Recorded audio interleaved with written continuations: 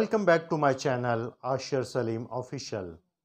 دنیا میں کامیاب ہونے کے لیے ہر انسان کو علم حاصل کرنا بہت ضروری ہے۔ اس کے لیے وہ خود بھی کوشش کرتا ہے اور اسے ابھارا بھی جاتا ہے،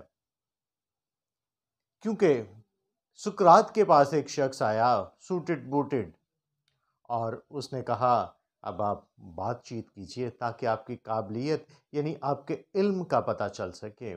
اس لیے ہر انسان دن رات اس کوشش میں ہے کہ وہ کچھ پڑھ لے، کچھ سیکھ لے، تاکہ زندگی میں اس کے لیے آسانیاں پیدا ہو سکیں، وہ روزگار کو حاصل کر سکے۔ لیکن میرے سامنے جو بڑی وجوہات آئی ہیں کلام مقدس کو نہ سیکھنے کی، وہ میں آپ لوگوں کے ساتھ شیئر کرنے کو ہوں۔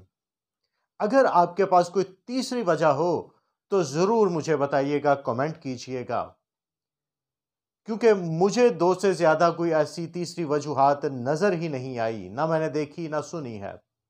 پہلی وجہ یہ، لوگ اس لیے کلام مقدس کو نہیں سیکھتے کیونکہ سننا کافی سمجھتے ہیں کہ ہم نے سن لیا ہے، بس ٹھیک ہے، واہ واہ کیا کمال کا پیغام تھا۔ لیکن سیکھنا ذمہ داری نہیں سمجھتے۔ کیوں؟ کیونکہ ہم نے کون سا سیکھ کر کسی کو سکھانا ہے۔ بڑی وجہ یہ ہے کہ ہم نے کون سا سیکھ کر کسی کو سکھانا ہے، اس لیے ہمیں سیکھنے کی ضرورت نہیں ہے۔ لیکن خداوند یسوع مسیح کا ارشاد اعظم ہم سب کے لیے ہے۔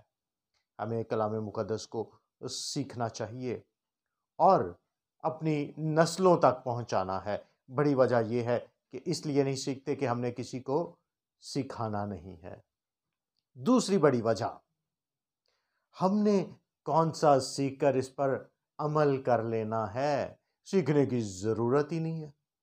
کیونکہ ہر وہ شخص جو سیکھتا ہے اس کو استعمال میں لانا چاہتا ہے، دنیا کی تعلیم کو، لیکن چونکہ اس کو سمجھتے ہیں اس کو سیکھ کر ہم نے کون سا عمل کرنا ہے یا عمل میں لانا ہے، اس لیے سیکھنے کی ضرورت نہیں ہے۔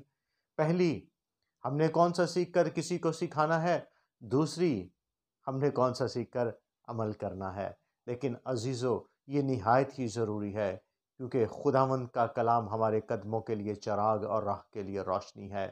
یہ ہمیں ہمیشہ کی زندگی دینے والے کے پاس لے کر جاتا ہے۔ اس لیے اس سے تعلق قائم کریں اور خداوند کی برکت کو حاصل کریں۔ God bless you.